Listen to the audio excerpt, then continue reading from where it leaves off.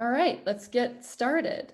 Thank you for joining us. I'm taking over for Allison today. I'm Alexandra from the Development Department, and welcome to our Thursday virtual tour. Today we're going to be looking at the Dutch Flemish collection, specifically a couple of paintings in that collection with Rebecca Dobbins, our docent.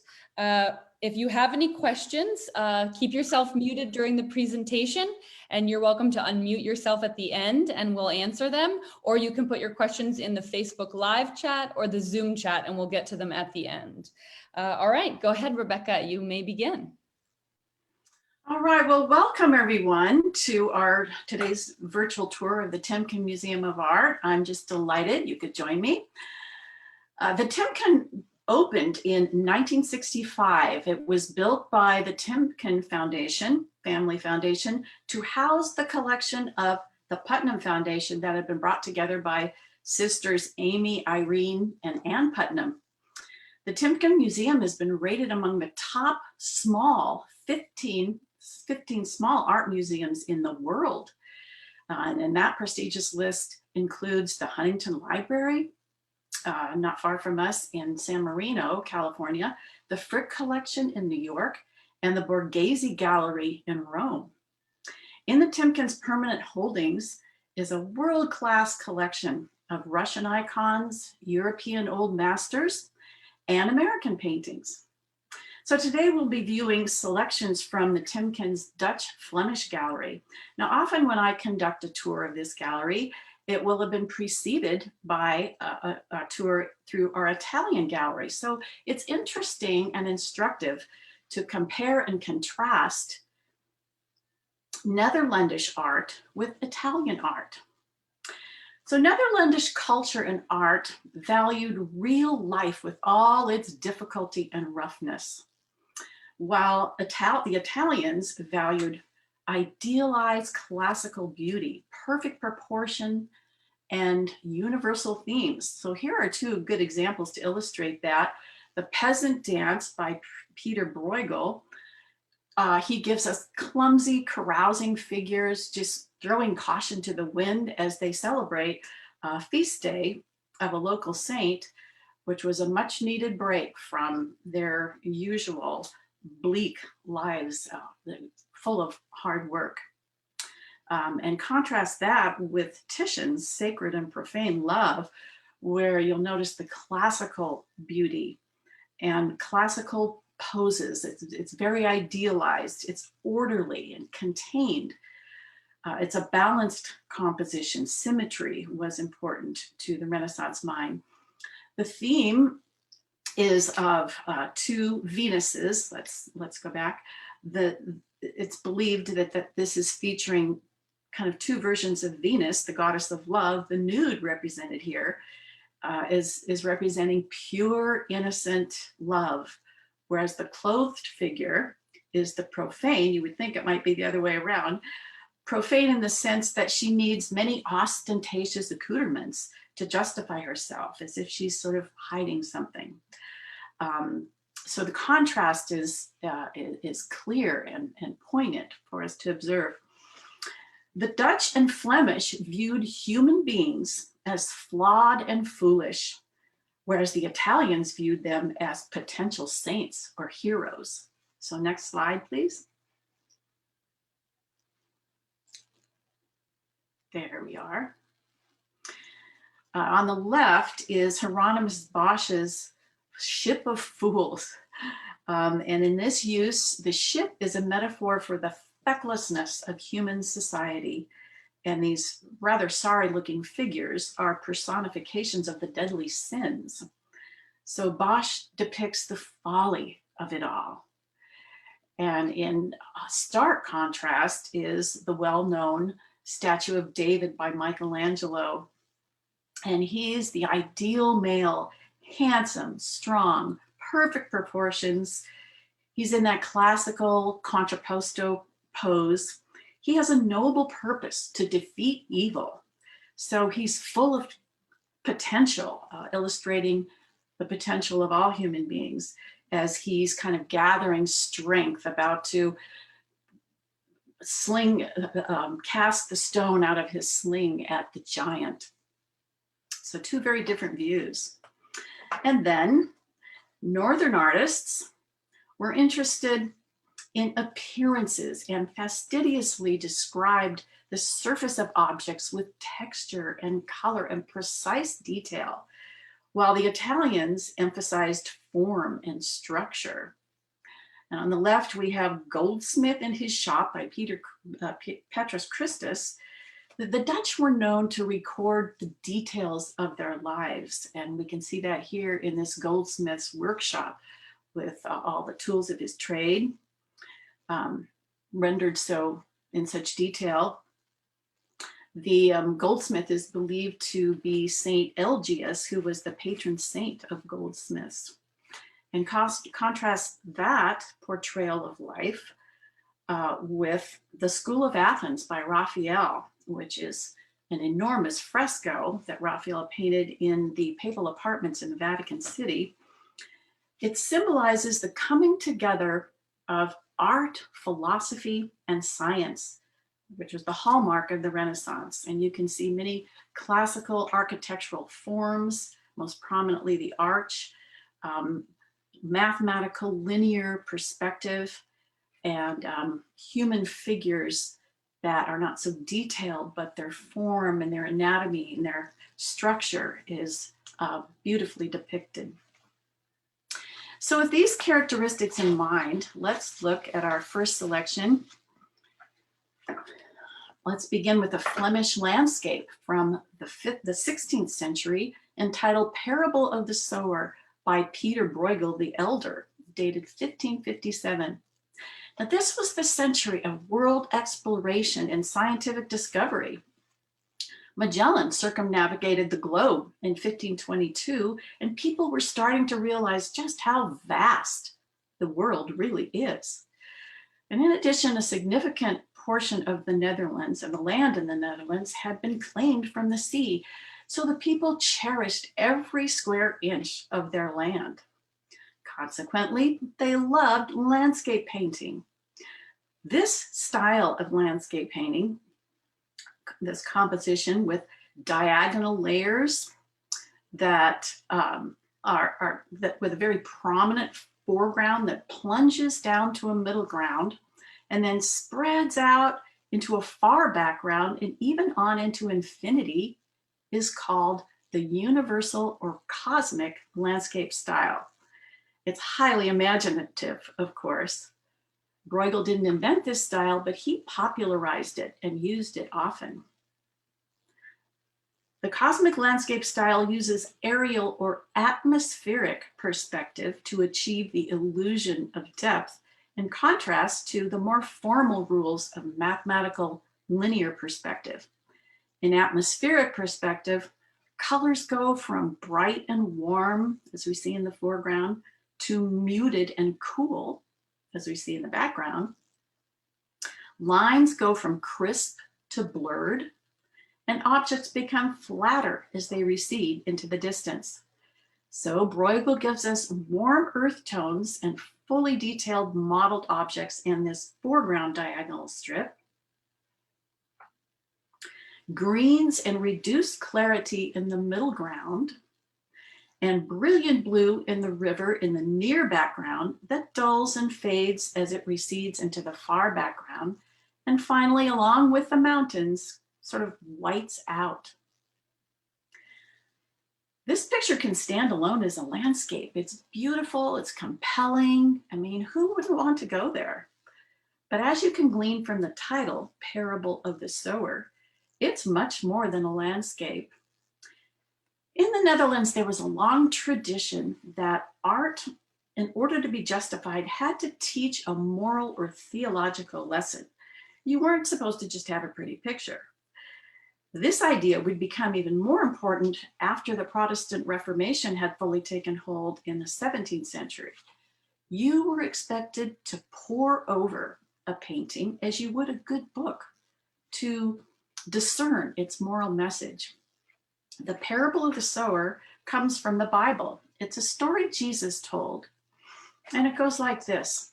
A sower, as we see down in the left corner, went out to sow. He scattered seed from his pouch as he walked along, and some of the seed fell on hard ground next to the path. That seed couldn't penetrate that hard soil, so the birds swooped down and ate the seed. Some of the seed fell on rocky soil. The plants sprang up initially, but they soon withered and died because their roots could not go down deep into the soil to find moisture. Other seed fell on ground infested with thorns and thistles. Again, the plants sprang up at first, but soon the weeds choked out the life of the plants. And then some of the seed fell on the good soil and yielded a crop of up to 100 times what was sown. Well, when Jesus finished telling that story, his disciples asked him what it meant. He told them that the seed is the word of God and the soils represent different kinds of people when they hear God's message. The hard soil stands for people who won't listen. Therefore, the crop of good character that God's word is meant to produce doesn't happen in their lives.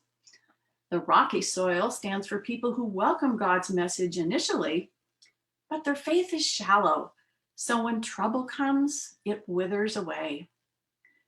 The soil with thorns and thistles are people who listen and again receive God's word at first, but then the worries of this life and the deceitfulness of riches choke out their nascent faith. But the good soil are those who listen to God's message and put it into practice, resulting in a fruitful, abundant life. And where do you see the good soil in Bruegel's composition? Right in the center of the painting, right next to the church.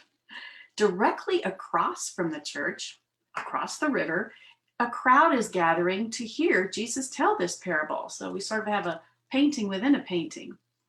So the church reflects Jesus' teaching.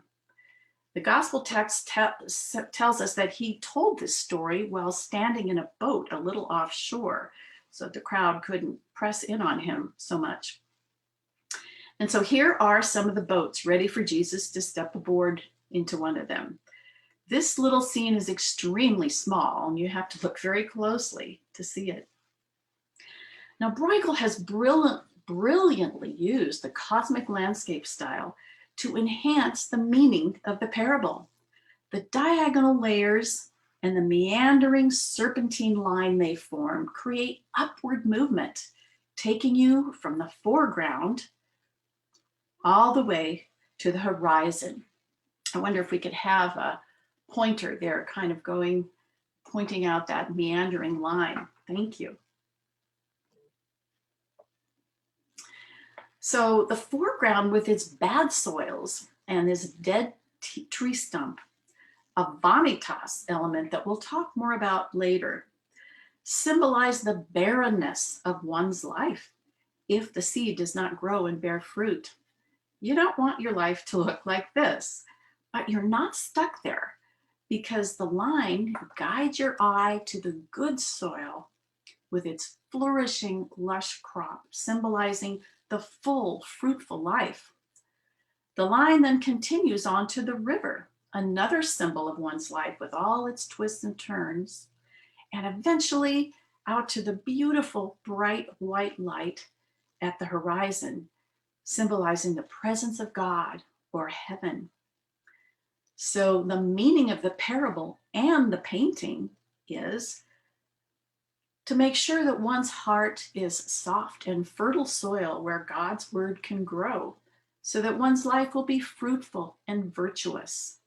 This is the path that leads to a productive life on this earth, and as well as to the distant radiance of heaven. So all that in a landscape painting, but that was very typical of 16th century Dutch and Flemish painting art. Now, in the following century, as we said, Protestantism became official in Holland. Art would be very different in a Protestant country than in a Catholic one. There'd be no more patronage from the Catholic Church, and instead now The consumers of art would be the newly prosperous middle class. And they wanted art for their homes, landscapes, portraits, genre scenes, and still lifes. Next slide, please. Protestants didn't approve of images of the Virgin Mary or swirling angels, and though many of them were devout Calvinists, they didn't even want overtly religious subjects. They felt those bordered on idolatry. So the tradition of the purpose of art being to convey a theological or moral lesson was well suited to Protestant values. This can be seen especially in still lifes, such as the one at the bottom of our screen there, by Peter Claus, dated 1627. So next slide. Now, if you lived in 17th century Holland and you woke up this morning and walked into your kitchen to have breakfast, this is what your breakfast table would have looked like. Now, when I say this to kids, you can just see their faces scrunch up and as if they were kind of saying, ew. But images like this are intriguing because they tell us about the beliefs and culture and daily life in Holland 400 years ago.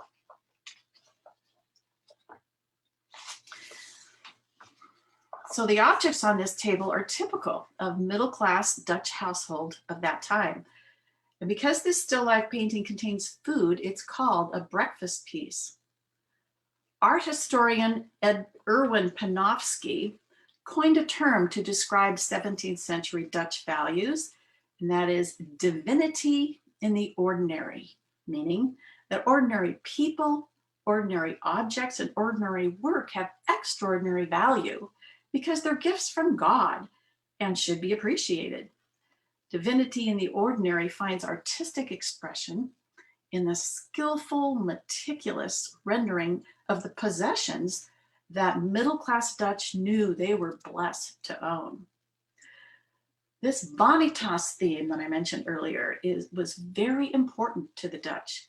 The term comes from the book of Ecclesiastes in the Bible that opens with the words, vanity, vanity, all is vanity.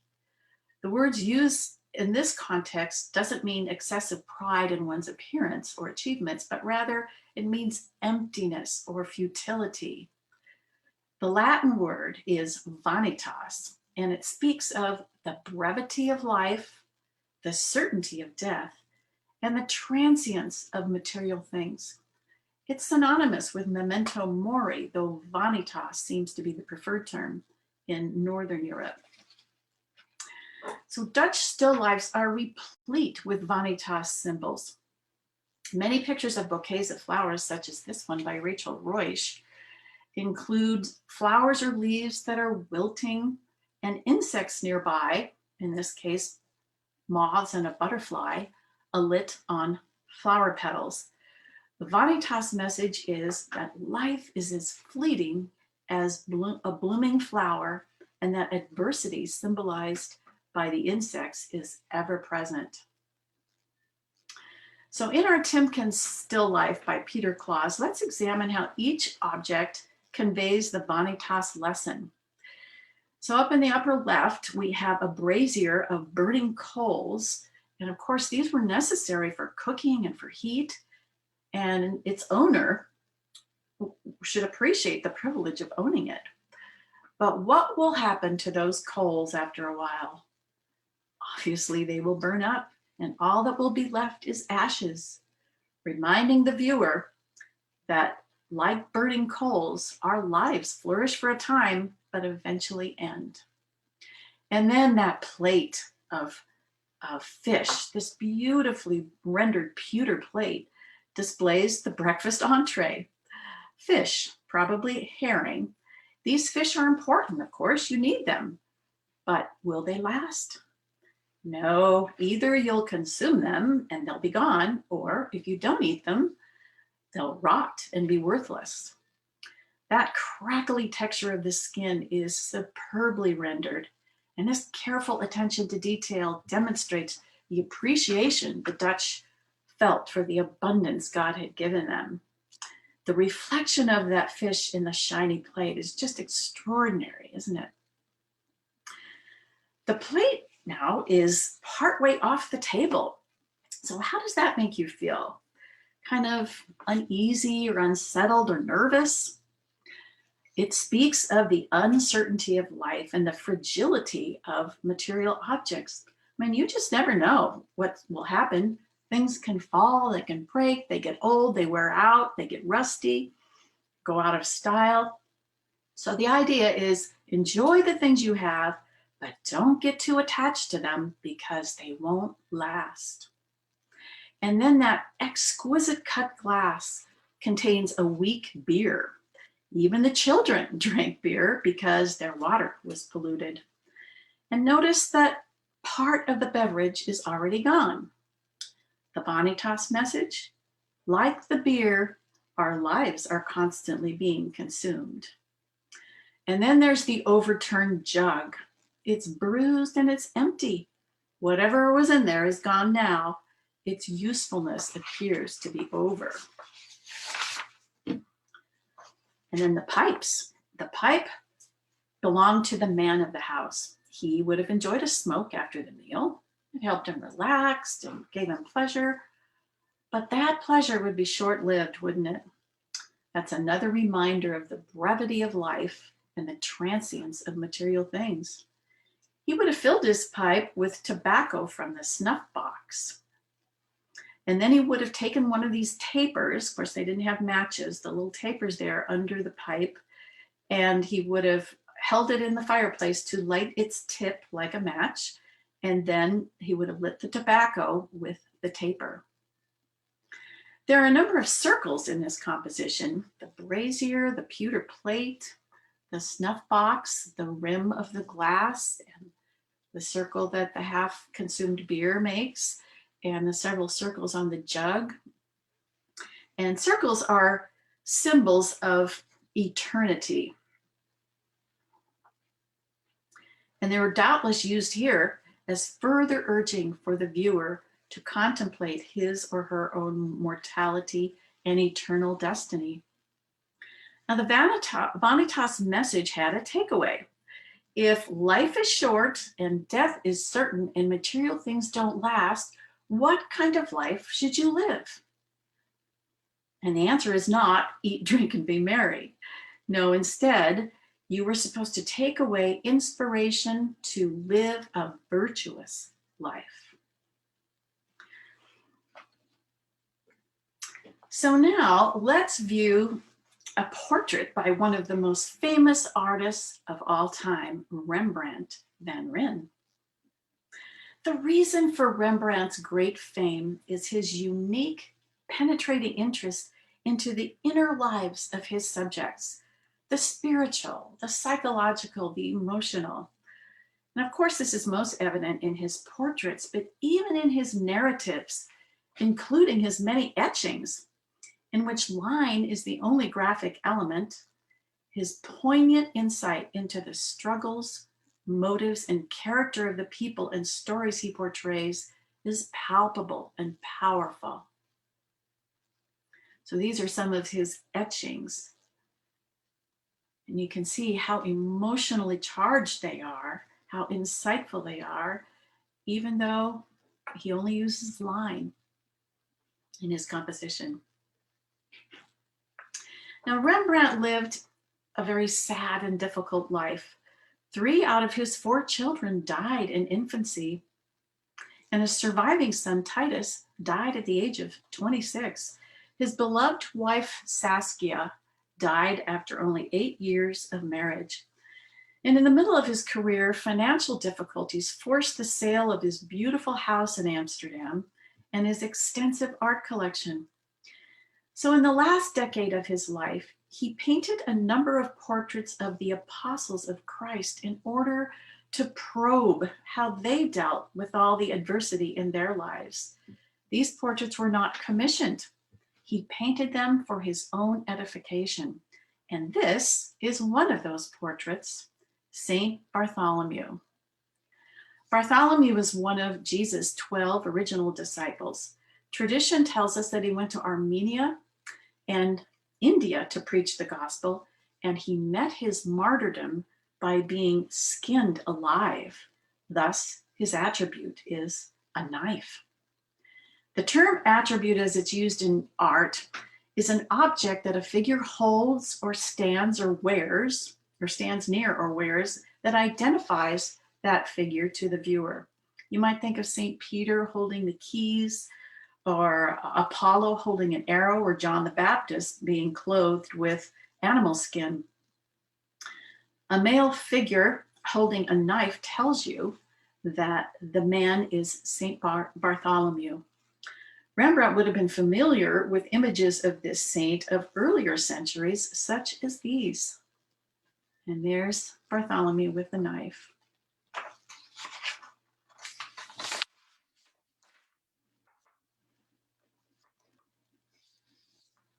Sometimes Bartholomew is even showed holding his flayed skin. And this image is from the Sistine Chapel, Michelangelo's enormous fresco, The Last Judgment, on the wall below the Sistine Chapel ceiling that's so famous. And it is said that the face on that flayed skin is that of himself, Michelangelo. But in Rembrandt's portrait, we are witnessing Bartholomew's decision-making process. Will he go forward with what he believes is God's call on his life, even though it may mean a horrendous kind of martyrdom? Well, he's not staring at that knife and trembling with fear, is he? In fact, the knife doesn't even seem to be important to him at all. It won't be the determining factor in his decision. Now, his body language, in which he is sort of leaning forward and about to charge right out of the picture plane, suggests resoluteness and determination. Rembrandt has Bartholomew emerging out of a dark background into a light that falls mainly on his face, partially on his hand. And that this accentuates Bartholomew's inner deliberations.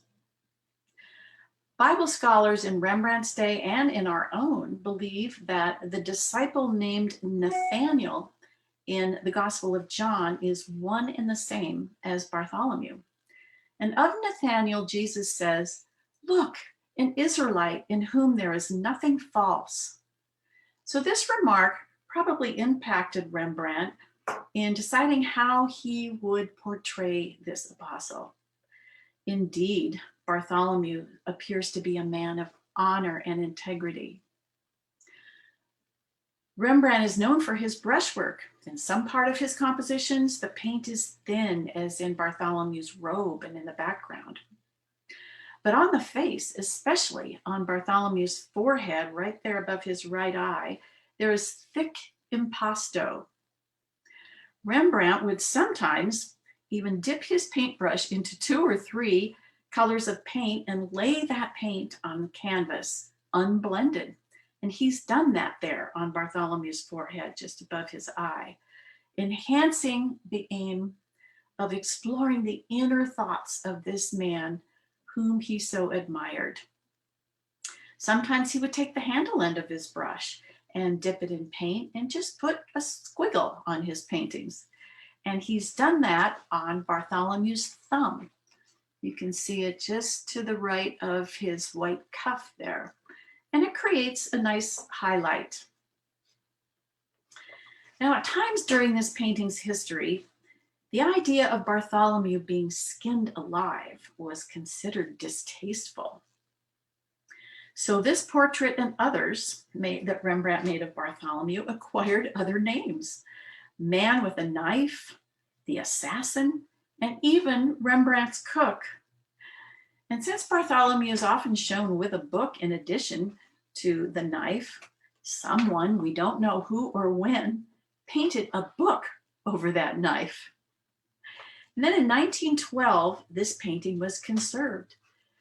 The restorers could tell that the book was not part of Rembrandt's original work. And they had solvents and technology at that time to remove the book without damaging the paint underneath. And when the knife reemerged, scholars knew that Rembrandt intended this portrait to be St. Bartholomew. Our St. Bartholomew is the only Rembrandt in San Diego available for public viewing, and the Timken is very pleased to have it. Now, if you look very carefully, you can see where Rembrandt signed his work. It's black on dark brown, so it is hard to see. And in the museum, sometimes we have people kind of move up and down so that the light hits it just right. But it's kind of cool to see Rembrandt's own hand signing his own name. So that is our 3 to see from our Dutch Flemish Gallery at the Timken today. Thank you for joining me. And if there are any questions or comments, I'd love to hear them. All right, thank you so much, Rebecca. That was a great tour. I'm going to see if there are any questions on Facebook Live or Zoom. If anyone has a question right now, you can unmute yourself and just ask it. So it's totally up to you, but let me see if there are any questions in the chats.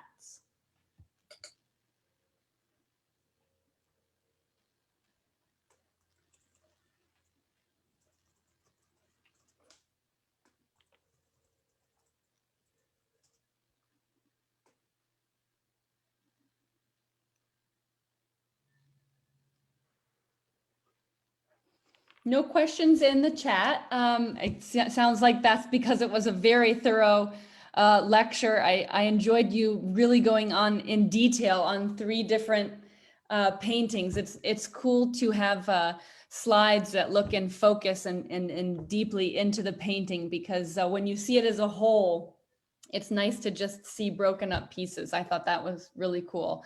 Let me see. I think there's one now in the chat on Zoom. 1 second.